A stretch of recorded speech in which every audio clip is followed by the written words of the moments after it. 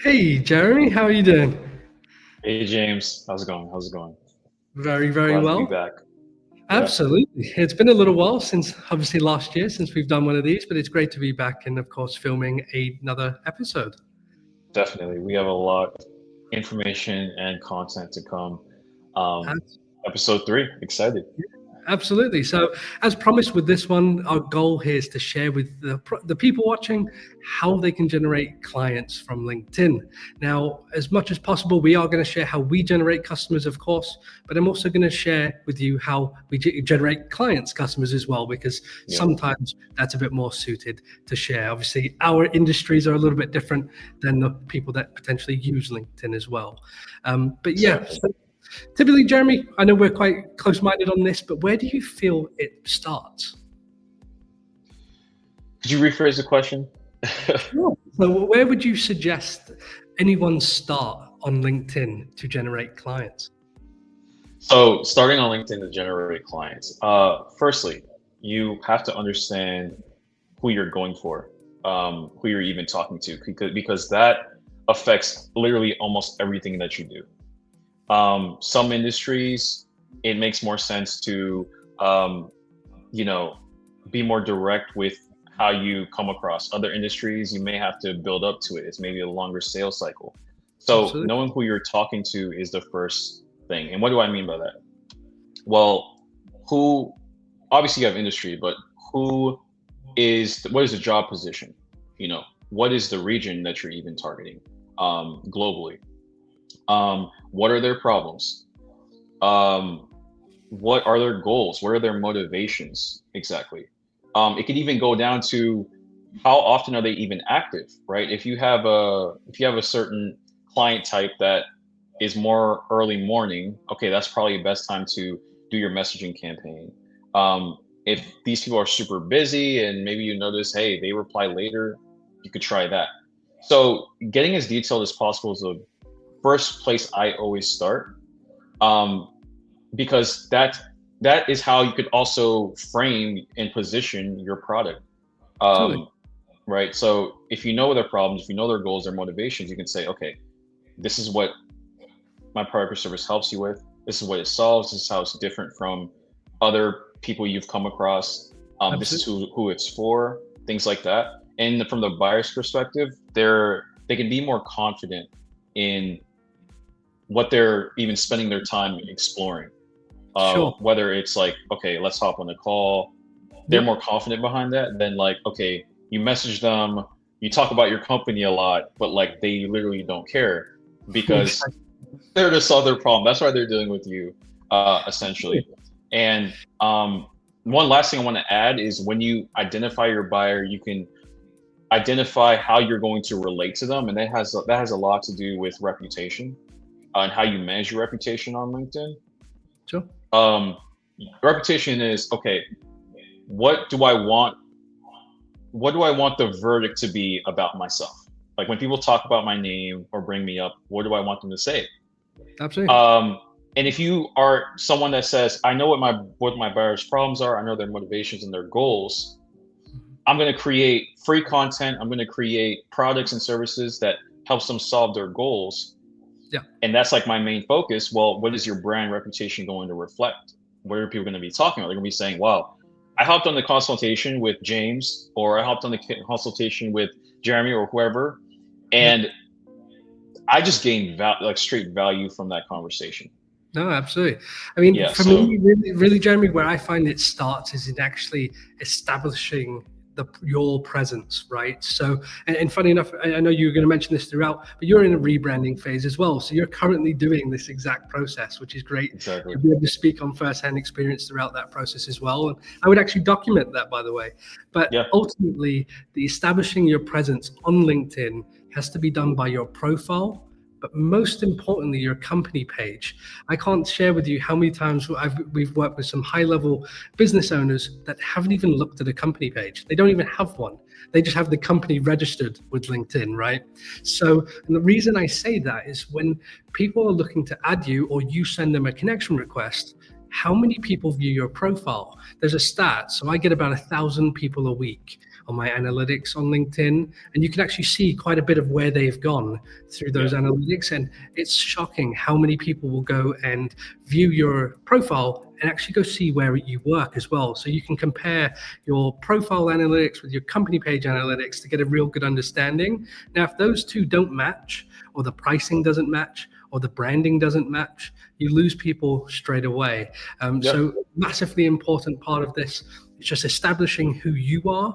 Tell the story. So oftentimes on LinkedIn, a lot of people have digital resumes, as we've both said in the past, and we like to convert those into landing pages, because your profile should be your 24 hours salesperson, right? If I discover you, Jeremy, I want to know a bit about your story. How many years have you been doing this? What is it you offer exactly? Where did you start? It's this background where people start to learn and get to know you before they consider anything. No one considers working with someone on a connection request. I think it's all fair to say that, right? Yeah. It's the first impression. So if it's not a good one, well, you're kind of making that process a lot more difficult for yourself. I'm going to also piggyback on that. So I totally agree with that, with what you just mentioned. The way I think I look at it is that when you identify the customer, and of course you say, okay, well, who am I? What do I stand for? Like, I'm not just going to act like however, just to attract everybody, right? That's part of your brand too. It's like, who am I genuinely? But when you factor in who the customer is, when you write that profile description, or you even write about, you even write your headline, it's like it influences your tone, right? So you're like, okay, I'm speaking to CEOs, or I'm speaking to HR people, or I'm speaking to this person. What tonality should I put? What kind of words should I put down in my kind of digital landing page, rather than my CV or resume? Exactly. So it kind of fuels that process. Yeah, for sure. And especially if you know that you're adding just CEOs or just founders to your network, they are your target job title. Why not make your cover image? Why not make your tagline speak only to them? You know the majority of people finding you, and ideally what you want to have happen is have them find you for what you do. And that's really where we spend a lot of time with customers, but of course even on our own profiles, when we're always testing and adjusting things. Now, go ahead. One last thing I wanted to add is, you mentioned my rebrand. Absolutely, yes. So my agency is solely focused on mainly LinkedIn marketing and understanding LinkedIn and helping people with that. And I kind of pivoted away from kind of the more broader agency services. I think this is a really interesting timeline, because the viewers of our podcast themselves can see how I'm even pivoting myself, how I'm rebranding myself, how my websites are changing, things like that. And I think it'll be a good kind of direct case study on top of obviously the case studies we'll talk about, and all of that. Absolutely. I mean, that makes perfect sense. I mean, really, Jeremy, where I see that working best is, they're going to be able to follow along even with establishing a new company page, building a new following, the content that goes along with that to help that process. So as I said, once you've sort of got your established presence on the platform, so you're happy with how you appear personally, but also through your company page, this is where you can start to look at building a reputation. Now, I say it this way because even if you've been in business for 30 years, 20 years, or never, ever done your own project, you still need to establish yourself on the platform. And things have changed. I just mentioned to Jeremy before this episode that I've taken on quite a few customers recently since that event that happened a few years ago that we won't mention. Some things have changed in industries where referrals used to be the only way they get customers. And now they're in this space where they've never had to use LinkedIn to get a client before, and they now have to repaint their, they can have the best case studies. They can be the most successful people in their industry. But if you're not telling anyone on LinkedIn, well, nobody knows you on LinkedIn, right? So it's a whole nother world, a whole nother door. But making sure that you establish yourself is massively important. But then the second part, how would you showcase your reputation, Jeremy? Oh, I love this topic. So before I kind of answer that directly, I want to piggyback and just emphasize what James just said. about how there's so many businesses that are in flux because they have relied on referrals for so long. Yep. They have said, okay, we're good. We're just going to keep getting customers coming our way. And, when certain events happen that are outside your control, which affects the customer flow, now all of a sudden you don't have the skills or the leverage, the online leverage to lean back on. And online leverage is what branding yourself well is. Like, you're giving yourself a lot of leverage. You're standing out a lot. So how do I go about creating a strong reputation online? Is to create strong and amazing content. So when your profile is optimized and you've kind of checked that off the box, and then you've also who your ideal client type is, now it's time to create content for them. And content can come in many formats. It could be video, shorts that you post on LinkedIn. It could be a LinkedIn newsletter. It could be just regular LinkedIn posts. You could join groups, LinkedIn groups, and post content there, post polls, things like that. It's so important because, again, it goes back to branding yourself well. What are people saying about you?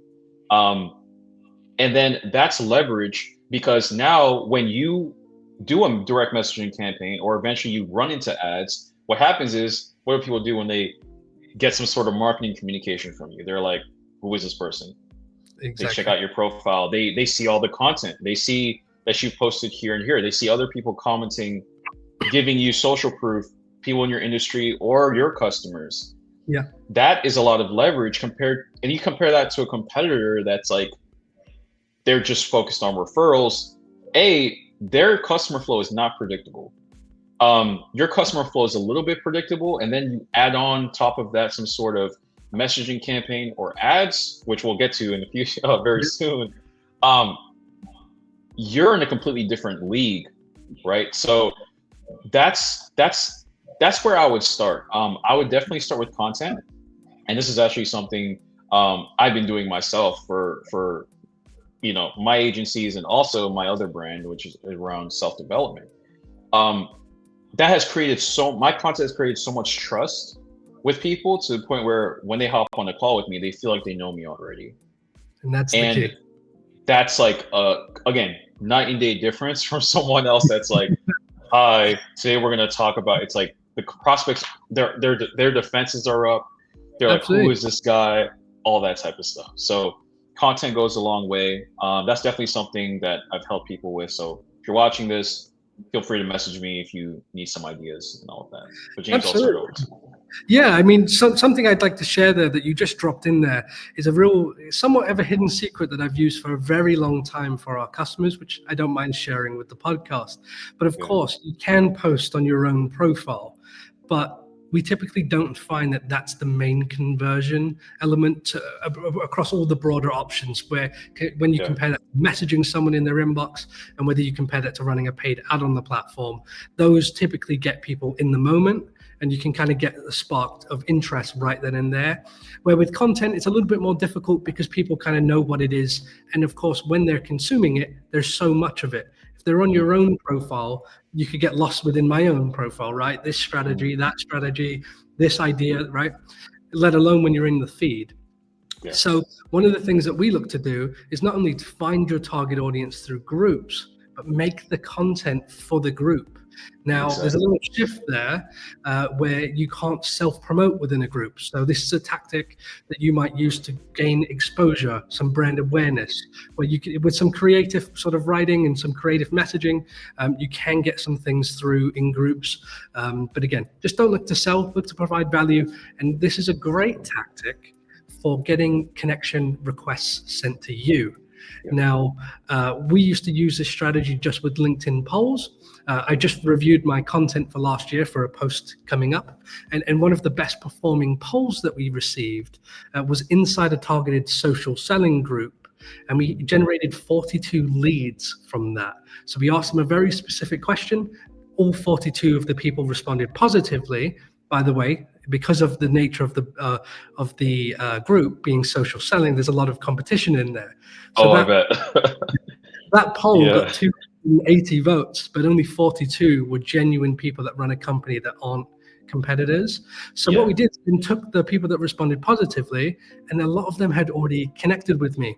So this is a great way of putting something out there where you know they're already interested in that subject, and it can pick up a lot of traction. And this is great because it doesn't show that on your profile. So if you want to have a certain voice in a certain group, you can do so. Equally, if you look to go down the process of building your own group, which is something we do for customers. But again, there's quite a lengthy tactic to doing that and doing that successfully. But again, being active in these groups is really where you can get a lot of reputation building, but also a lot of traction with engagement as well. Yeah, for sure. And also, I just want to mention that when James says to add value to these groups, not self-promote, doesn't necessarily mean you're not allowed to necessarily message people directly as they add you or you add them. You can still add value through direct messages. And in fact, that's a great way to get more personalized with things, to understand their problem even more. So always remember that too. Absolutely. I mean, just to touch on that as well, the reason I say don't look to self-promote, well, Jeremy, when I met you for the first time and we virtually shook hands, I didn't try to sell you anything, did I? And that would be very weird if I did. And that's exactly how LinkedIn feels, and it shouldn't be any different from that. So again, just tell people what you do it in a creative way, and really just build your reputation through the content that you produce. But yeah, so now that we've kind of got your profile in order and you've built that, and of course we'll be providing you a free guide on how to do that after this. Again, anyone watching, if you would like that, you could message either of us and you can get that guide. On the content side, if you're interested, write to Jeremy or visit his website on the screen, and he'll be sure to help you along with your content. But once you kind of have those two pillars in place, and this is the most important thing that I would do, is before you look to add people, make sure your profile's set, and I'd even have the content that Jeremy's suggesting that helps back up your reputation. Because once you send that first connection request, people will be reviewing your profile and reviewing whether they've found your value in their network, which is exactly what happens on LinkedIn. But once we've got past those stages and you've got a couple hundred people in your network, and I would leave them in there for a few weeks at least. So don't look to pitch anybody, don't look to message anybody, anything until a couple of weeks later.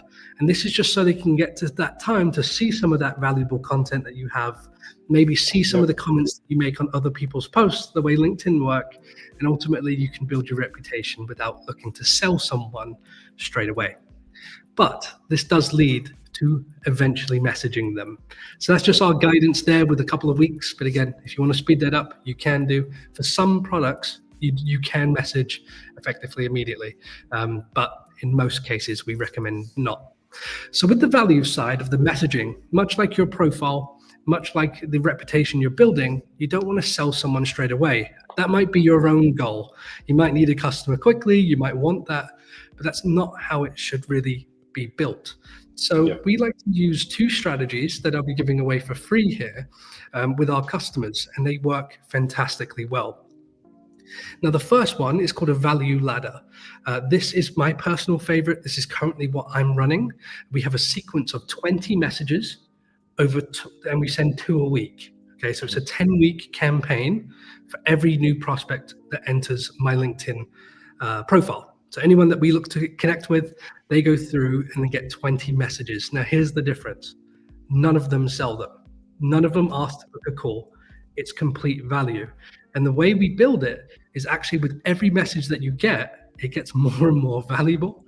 So it starts with a profile guide that I just mentioned.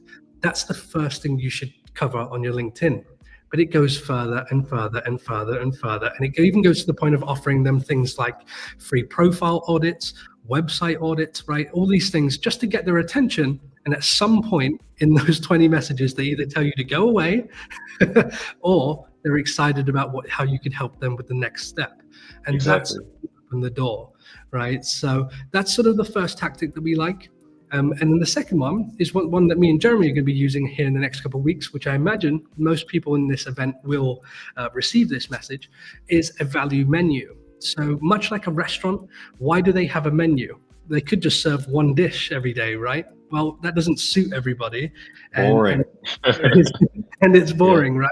Yeah. So with LinkedIn especially, is you could run a campaign to offer one lead magnet. one specific lead magnet, and you won't know until the end of that campaign whether it was worthy of doing so. Now, there's some good indicators along the way, but really you want to test things to the fullest extent.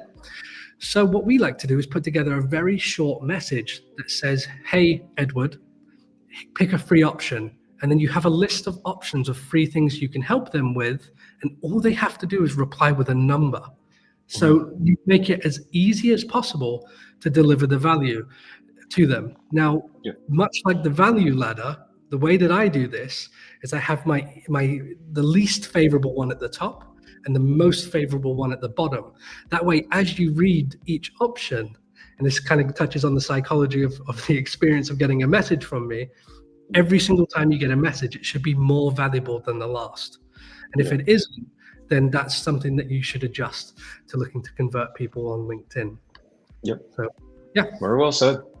Yeah. I will add on to that. Like, I love how you structure it, where you make it more valuable each time.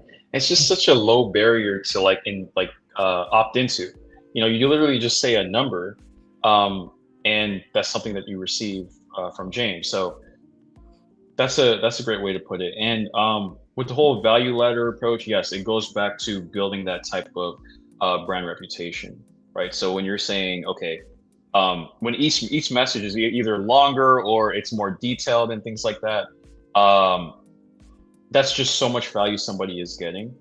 And if you're linking to something, let's say you are linking to something, and it's linking to a guide or to something that's also valuable. It's not salesy. It's just something valuable. And again, when you have your content running as well on top of that, that's when you start to notice people message you, people want to hop on a call with you, and they're like, hey man, how do I work with you? Like, I've gained so much essentially. And what you notice is what the sales process, which I don't love that phrase, but the sales process is less friction essentially. You let your content, your reputation kind of work for you, and that's where your focus is. And of course, your other focus is serving your current clients and customers too. Absolutely. I mean, one thing I'd share, Jeremy, here as well is what we found with working with customers as well as, you know, we're going to touch on this no doubt with the unique hack for the sales calls booking. But ultimately, your outreach campaign tactic or your ads campaign tactic, even with retargeting, with all the extra options that you can do after the fact of your first impression, if they're interested in speaking, it goes out the window. Right. So the moment someone's shown interest in a profile guide, in whatever lead magnet that you have to offer on your profile, the moment they've said, yes, I'm interested, that's your moment to say, hey, here it is. If you're interested in speaking further, feel free to book a call here, because you've basically asked for permission. You've delivered on your promise.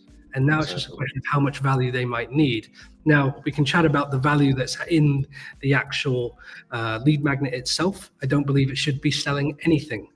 What we've found is when they're just truly valuable, they're quite surprising to people, because a lot of people expect to get pitched with inside of a document, let's say. So that's just sort of my top tip there with the sort of messaging side. This is kind of, you know, the approach that needs to be taken to sort of see success. Now, this is even more so if you're new to this process and you're building a new reputation and a new brand. You have to do a little bit more or give a little bit extra. Now, one top tip on this that I'll just share very quickly is one of those freebies that we give away is $500 off of our LinkedIn course.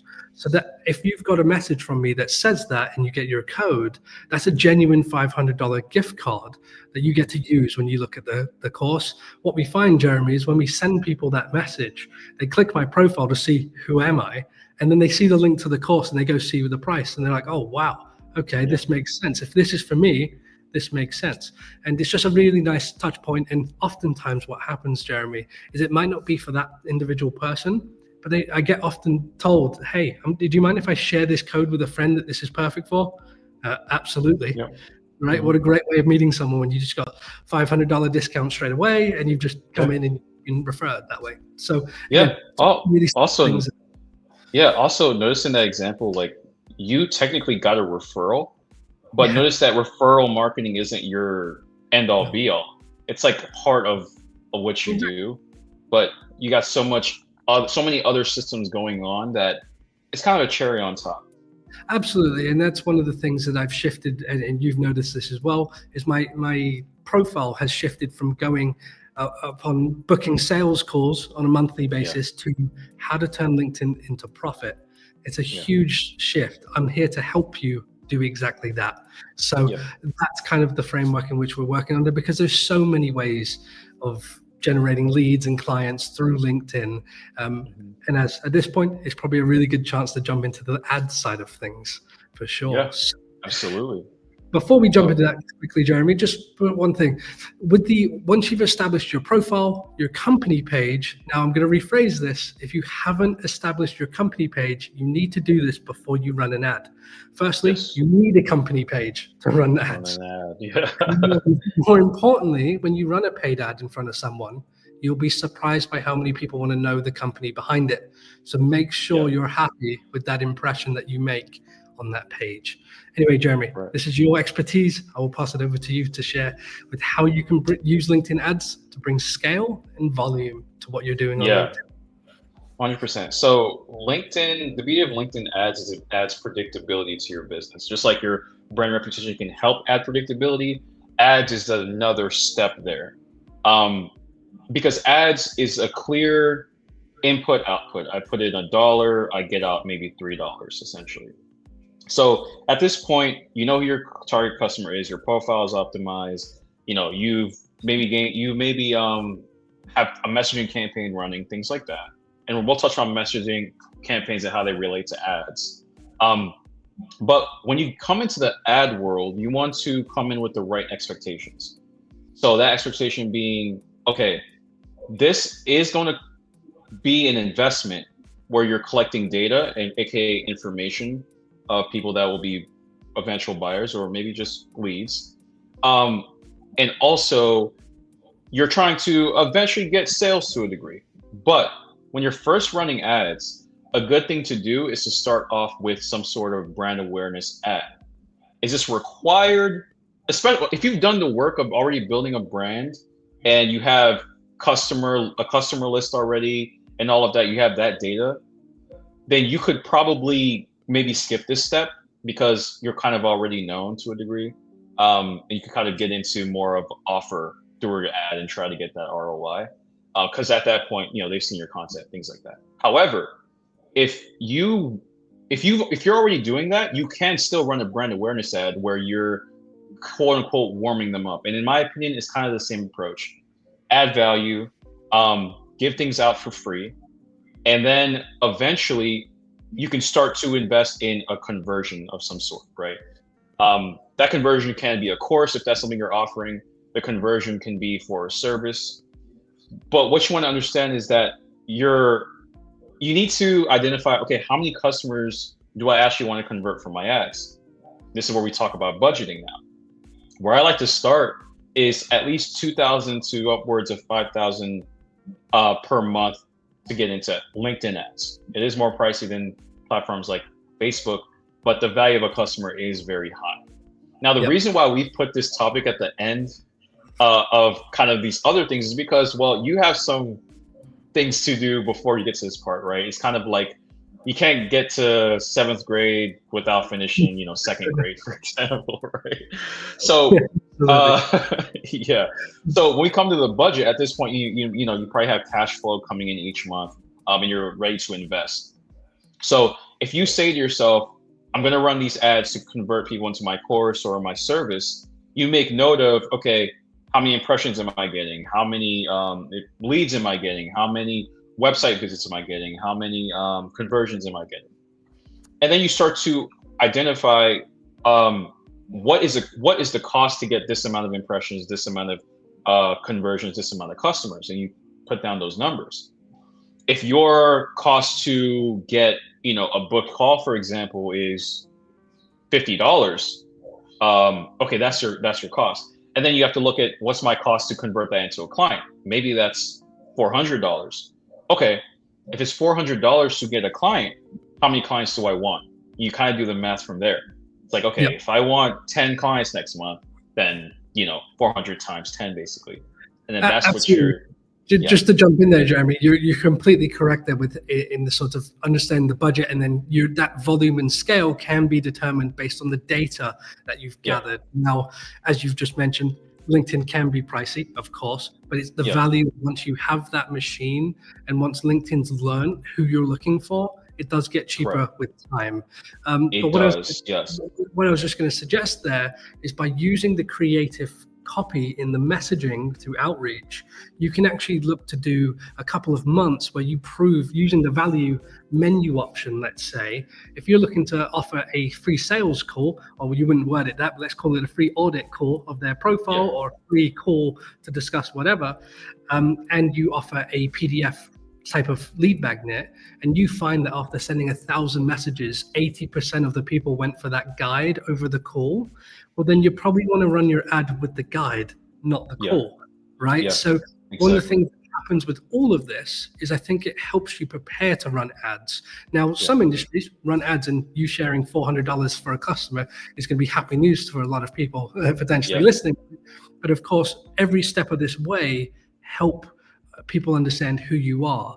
And ultimately, let's say you're running a sales call ad, right? They've booked a sales call from your ad. Do you really think they're not going to look up your name on LinkedIn to see who you are? Oh, they are, for sure. Oh, they definitely will. For sure.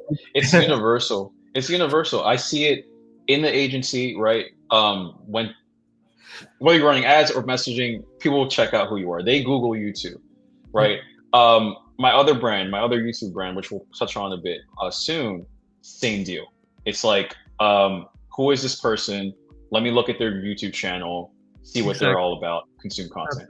It's a trust thing. We want to know who we're buying from and be familiar a little bit. So absolutely. I mean, something I'll share just to touch on that as well is that if, one of the things that when we talk about the profile and the outreach stuff that we definitely have experience in is the side on it's all personal branding stuff, as in the messages I send out come from me. But when you run an ad, it comes from a brand. So if you're not one of those people that want to be sort of front and center on the camera doing webinars, and you want to step and a more of a company feel to that approach, ads are the way to go. Because it's a bit more pricey, but you get the benefit of not having to, be known personally if that's not something you'd like to do. I think that's often looked over, especially on LinkedIn. So just wanted to touch on that. Yeah, well said. Well said. Excellent. So at this point, Jeremy, we've kind of nailed the, what to expect, how to generate clients from LinkedIn. These 4 processes do exactly that. Of course, there's a lot of, you can't just simply put together a profile, put some posts up and expect people to buy, but it's part of the process that, of being discovered. So really what I would recommend ultimately would be to prepare your profile, build the content that showcases your reputation, and then of course from that, look to build creative messaging that guides everybody. So really when you're doing these sorts of activity on LinkedIn, whether it be ads or whether it be messages, that is your traffic source to your profile or your company page. This will help you dramatically on the platform because you want to use messages to drive traffic back to your profile. Now, how does this help the whole full circle? Well, if you have people visiting your profile, what you'll find is that they see your content. They're far more likely to see your content because they've seen your profile. You would have noticed this, for instance, when you add somebody brand new to the LinkedIn platform, you will be able to see their content for the first few days. Now, this is one of those things that, is just part of the algorithm.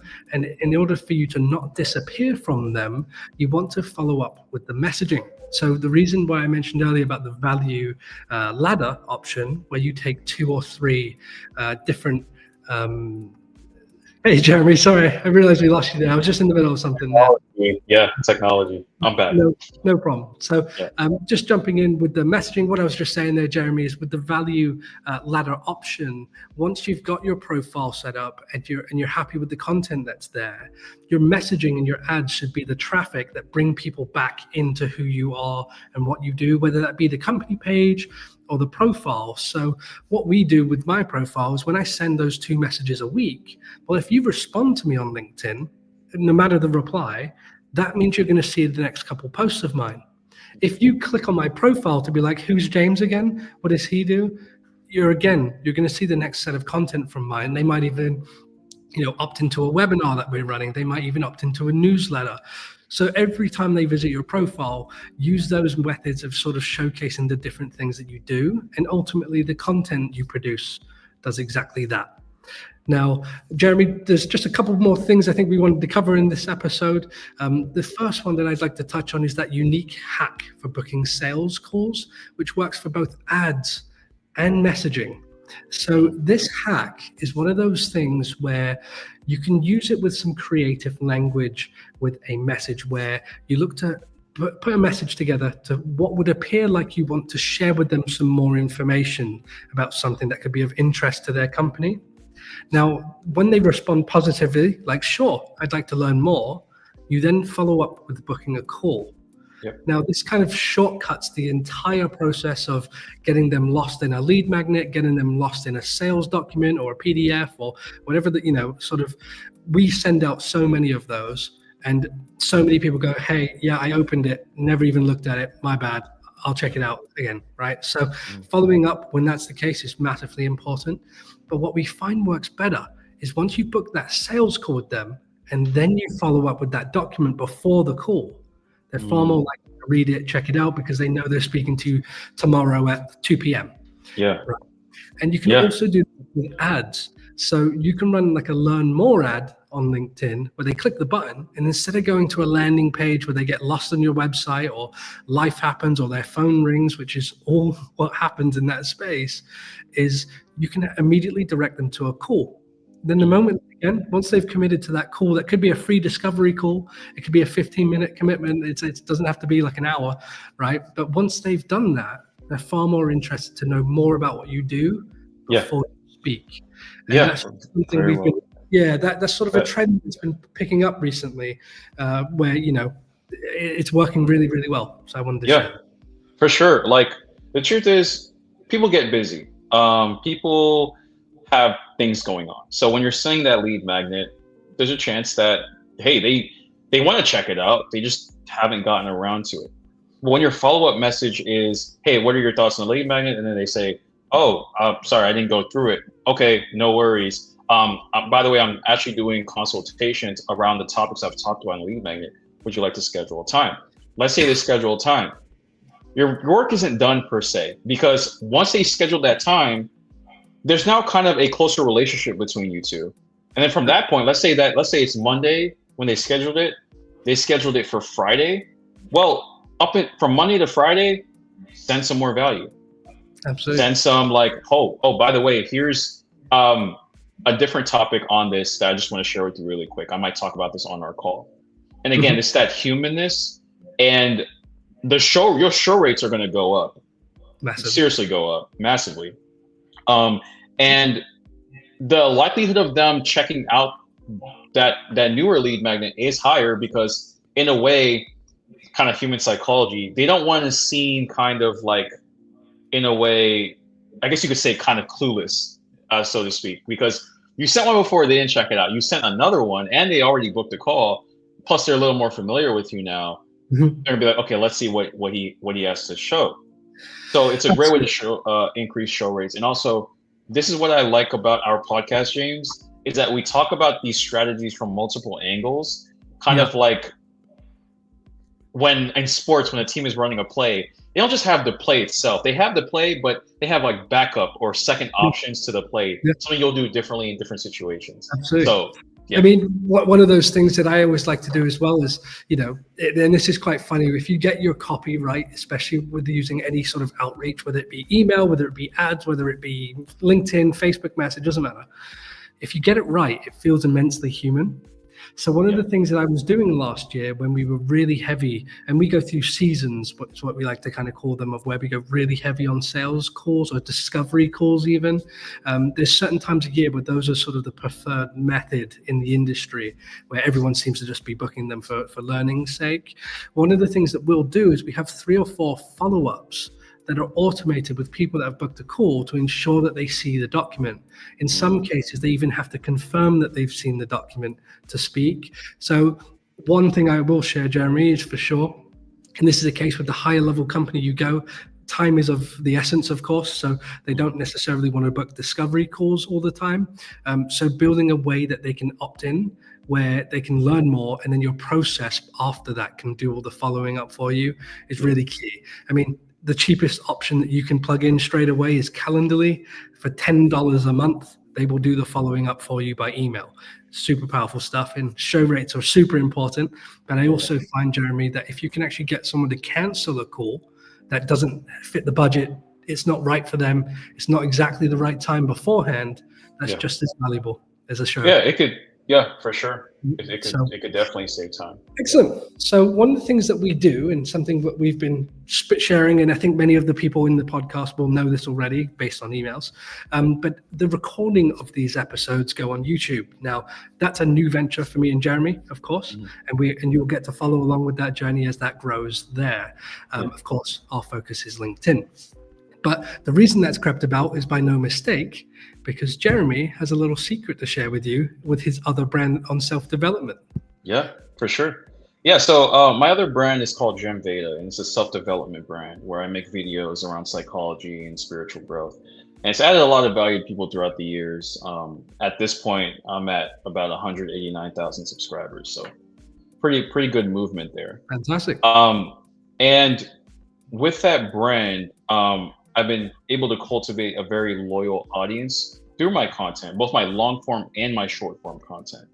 So a strategy, the thing about YouTube is you want to understand there's so many people on the platform. So your target audience is on there. Trust me, they are on there. What you want to do is you want to create long form videos and you want to create short form videos. And this is something we can help you with if you do need that help. But your short form videos should help funnel people into your long form. And this is a great strategy, especially if you're smaller or just starting using the YouTube strategy, because you're not really known, but the YouTube Shorts algorithm reaches so many people. So if you're posting content, and in our example with our shorts, with this podcast, for example, we post a snippet from the podcast, and then maybe the hashtag is shorts and the hashtag LinkedIn. So some people that are familiar with that LinkedIn hashtag will check it out. But also it pushes out anyways. So the right people will like or comment and then possibly check out your long form. Now, how do they check out your long form? Yes, they can go to your channel, but to make it even easier, YouTube has a feature where you can link your long form video related to that topic on the short. They click it, they go directly to the video.